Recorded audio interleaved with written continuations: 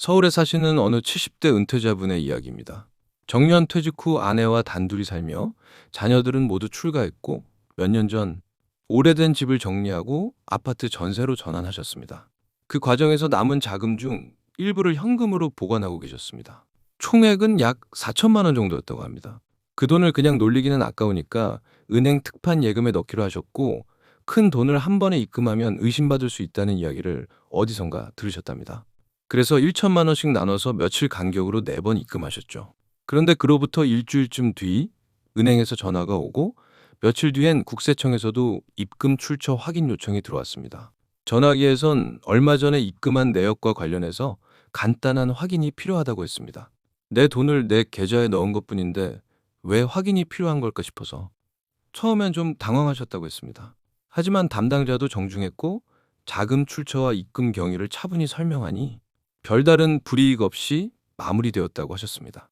이런 사례가 요즘 점점 늘고 있는데요. 올해 6월부터는 현금 거래를 감시하는 시스템이 훨씬 더 정밀하게 작동하고 있기 때문입니다. 예전엔 한 번에 많은 금액을 입금할 때만 보고됐지만 이제는 ATM이든 창구든 모바일 앱이든 나눠서 입금한 금액도 하루 단위로 합산해서 관리됩니다. 누군가가 현금을 자주 입금하면 그 흐름 자체가 기록으로 남게 되는 거죠. 그래서 예전처럼 1천만 원 아래로만 나눠서 넣으면 괜찮다는 생각은 지금 기준에선 맞지 않을 수도 있습니다. 물론 무조건 문제가 되는 건 아닙니다. 정상적인 자금이고 사용 목적이 분명하다면 걱정하실 일은 없습니다. 다만 제도와 흐름을 미리 알고 계시는 것만으로도 불필요한 오해나 걱정을 줄일 수 있다는 점 꼭 기억하셨으면 합니다. 오늘 영상에서는 카더라라는 불안감을 일으키는 무성한 소문에 대한 답변과 현금 입출금 시 꼭 알아야 할 기준선과 제도, 금융기관과 국세청이 주의 깊게 보는 상황, 그리고 혹시 연락이 왔을 때 당황하지 않고 대응하는 요령까지 하나하나 쉽게 풀어드릴 예정입니다. 끝까지 보시면 현금 입출금 보다 편안하고 안전하게 하실 수 있습니다. 앞으로도 도움되는 이야기 놓치지 않으시려면 구독과 좋아요 한 번씩 눌러주세요. 그럼 지금부터 본격적으로 시작해 보겠습니다.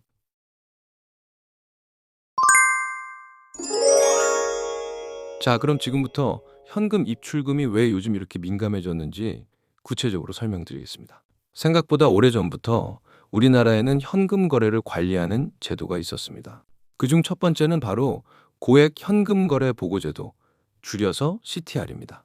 CTR은 영어로 현금을 일정 금액 이상 입금하거나 출금하면 자동으로 보고된다는 뜻의 줄임말인데요. 이 기준이 현재는 하루에 1천만 원 이상입니다. 한 사람 이름으로 같은 날 은행이나 ATM, 모바일 등 어떤 경로든 현금으로 1천만 원 이상을 입금하거나 출금하면 은행 시스템이 자동으로 그 사실을 금융정보분석원 FIU에 보고하게 됩니다. 이건 은행 직원이 보고할지 말지 판단하는 게 아닙니다. 별도로 요청이 들어가는 것도 아니고요.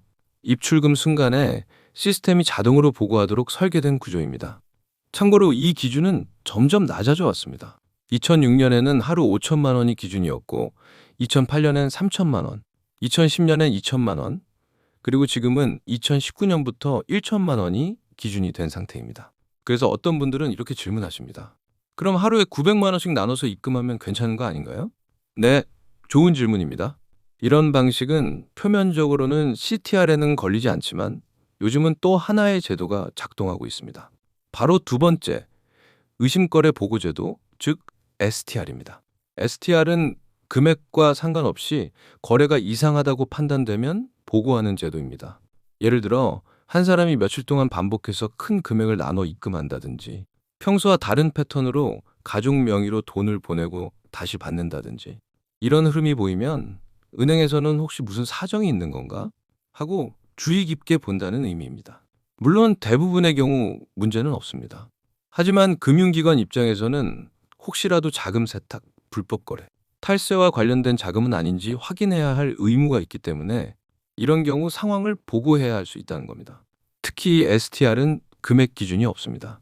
10만 원이든 100만 원이든 단순 금액이 아니라 거래의 흐름과 상황이 중요한 제도라는 걸 꼭 기억해 두시면 좋겠습니다. 지금 말씀드린 두 가지 시스템, CTR은 기계가 자동 보고하는 제도, STR은 은행 직원이 상황을 보고 판단하는 제도. 이렇게 나눠서 기억하시면 한결 이해가 쉬우실 겁니다. 이제 어느 정도 이해가 되셨죠? 그럼 다음으로는 이런 제도가 작동된 이후 실제로 국세청에서 어떤 연락이 오는지, 어떻게 대처해야 불필요한 오해를 피할 수 있는지 설명드리겠습니다.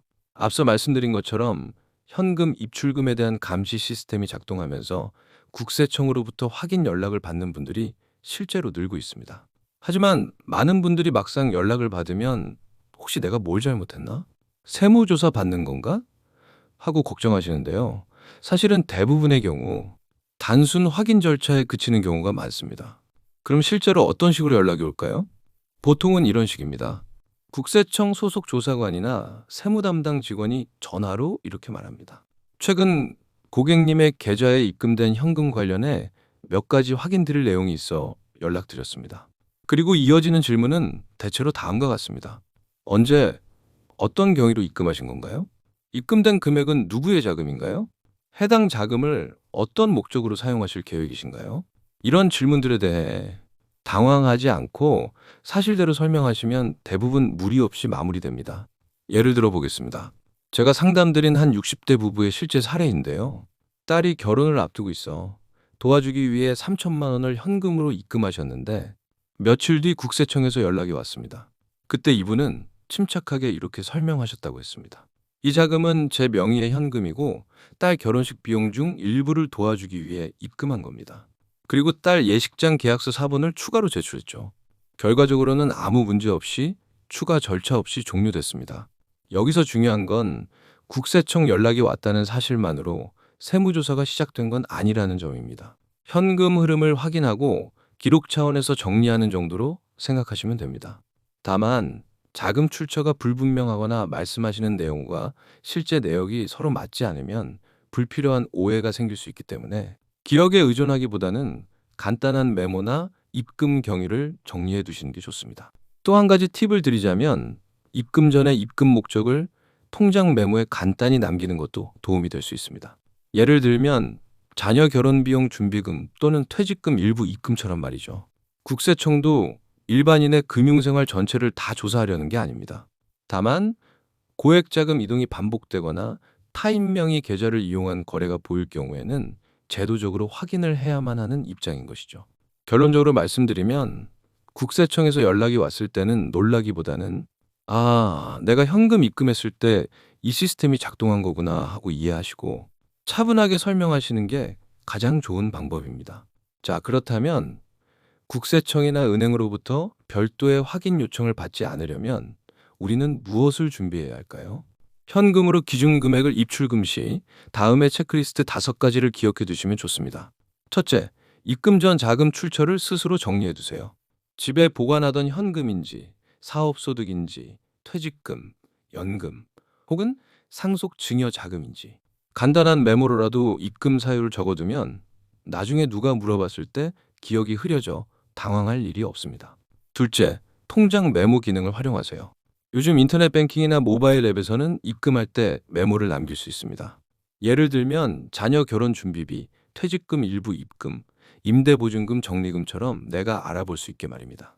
이런 메모는 시스템상 외부로 전달되진 않지만 나중에 본인이 내역을 다시 확인할 때 큰 도움이 됩니다. 셋째, 한 번에 입금 가능한 금액 기준을 기억하세요. 현재 기준으로는 1회 2천만 원 이상, 하루 누적 2천만 원 이상, 한 달 누적 5천만 원 이상일 경우에는 금융기관이 내부적으로 자금 확인 절차에 들어갈 수 있습니다.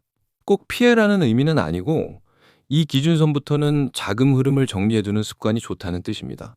넷째, 타인 계좌로 입출금할 때는 특히 주의하세요. 부모 명의로 된 계좌에 자녀가 입금하는 경우나 배우자 계좌를 통해 우회 입금하는 경우도 포함입니다. 이런 거래는 증여 또는 자금 은닉으로 오해될 수 있기 때문에 반드시 사유를 설명할 수 있도록 기록을 남기고 가급적 본인 계좌 사용을 우선하시는 게 좋습니다. 다섯째, 필요시 증빙 자료를 미리 챙겨두세요. 부동산 계약서, 예식장 계약서, 자녀 학비 납입 영수증, 병원비, 간병비, 사업 관련 영수증 등 자금이 큰 규모일수록 정상적인 지출이라도 설명할 수 있는 자료를 확보해 두는 것이 좋습니다. 이건 국세청이나 은행 입장에서도 이해가 쉬운 거래로 간주되기 때문에 불필요한 확인 절차 없이 넘어갈 수 있습니다. 이 5가지만 기억하시면 현금 입출금이 필요할 때도 걱정 없이 오히려 더 안심하고 자금 관리를 하실 수 있습니다. 한 가지 더 팁을 드리자면 현금을 자주 입출금해야 하는 상황이라면 한 번쯤 세무사나 전문가와 상담을 통해 자금 흐름 계획을 세워보시는 것도 좋습니다. 막상 일이 터지고 나서 당황하는 것보다 미리 준비해두면 마음도 훨씬 편해지니까요. 그렇지만 한편으로는 아니, 이게 민주주의냐? 왜 내가 번 돈을 내 마음대로 입출금도 못하게 감시하나? 내가 모은 돈을 내가 쓰는데 무슨 문제가 있다는 거냐? 이런 식이면 사회주의랑 뭐가 다른 거냐? 이렇게 생각하시는 분들도 계십니다. 충분히 공감되는 말씀입니다. 특히 평생을 성실하게 일하며 모은 돈인데 그걸 어디에 썼는지까지 누군가 확인한다고 하면 당연히 불편하고 때론 불쾌하게 느껴지실 수 있습니다. 하지만 한번 시선을 조금만 달리해 보시면 어떨까요?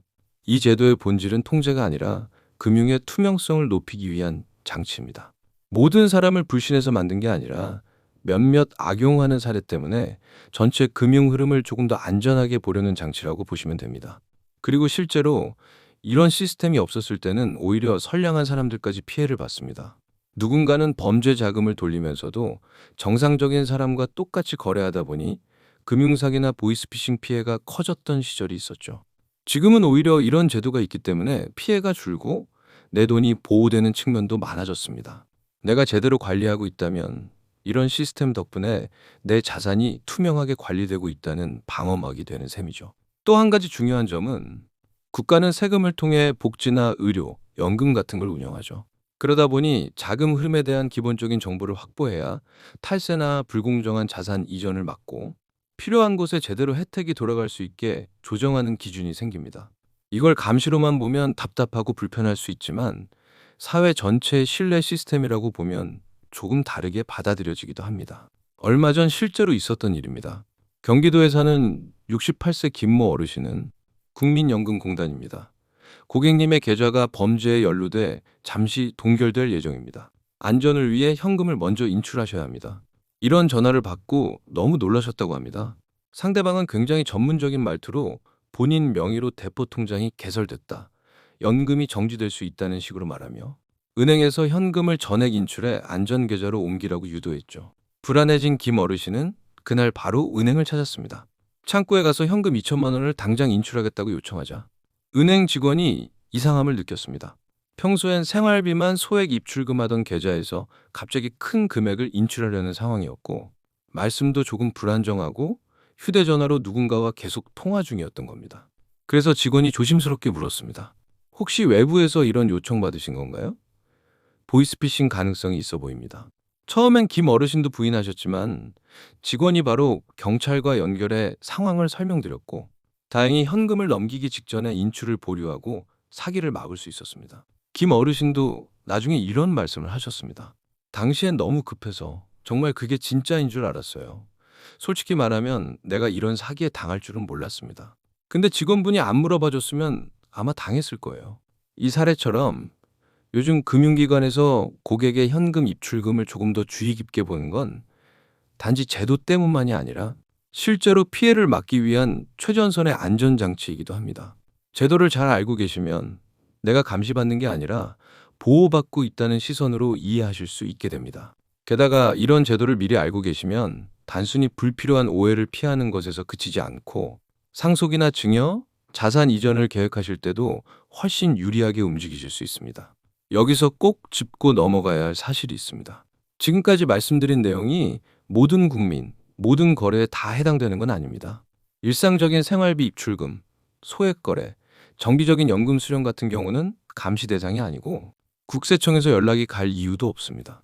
오히려 반대로 내가 지금 정상적으로 거래하고 있다면 아무 문제도 없는 거고 혹시라도 고액 자금을 입출금하게 될 일이 있다면 그때만 한 번쯤 준비하고 간단한 확인만 해두시면 된다는 겁니다. 정말로 이 시스템의 주요 감시 대상은 자금을 불법적으로 빼돌리거나 세금을 회피하거나 법인 계좌를 통해 자금을 돌리는 일부 기업이나 탈세 목적의 조직적인 자금 흐름입니다. 예를 들면 형식적으로는 급여 지급이라고 하면서 사실상 가족에게 증여를 하거나 회사 자금을 빼서 개인 명의로 돌려놓는 일부 법인 기업의 불투명한 거래 패턴이 있죠. 이런 경우에는 국세청과 금융정보분석원이 이 제도를 통해 자금 흐름을 파악하고 필요시 세무조사나 법적 절차로 이어질 수 있습니다. 즉, 정상적인 개인 거래를 하는 분들보다는 목적을 숨긴 자금 흐름을 막는 것이 주된 목적입니다. 설령 확인 요청이 온다 해도 간단하게 설명으로 충분히 끝나는 경우가 대부분입니다.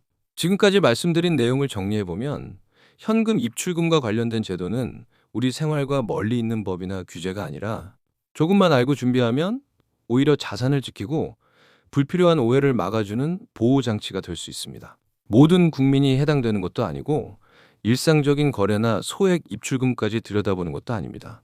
대부분은 정상적인 흐름 속에서 자연스럽게 생활하시는 분들이기 때문에 걱정하실 필요는 없습니다.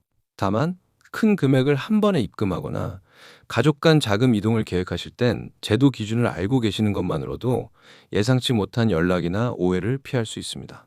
이 영상의 핵심은 단 하나입니다. 미리 알고 있자는 겁니다. 제도는 점점 정교해지고 현금 거래는 더 투명해지고 있습니다. 그 흐름을 거스르기보단 지혜롭게 알고 현명하게 준비하는 것이 우리 자산을 지키는 가장 좋은 방법입니다. 오늘 영상이 도움이 되셨다면 앞으로도 꿀 같은 정보 놓치지 않도록 구독과 좋아요, 알림 설정까지 꼭 부탁드리고요. 부모님이나 지인분들께도 공유해 주시면 정말 좋겠습니다. 지금까지 노후 지혜 비법이었습니다. 하루하루 쌓이는 작은 지혜는 여러분의 노후를 더 빛나게 만듭니다. 그럼 저는 다음 영상에서 더 정확하고 쉬운 설명으로 다시 인사드리겠습니다. 감사합니다.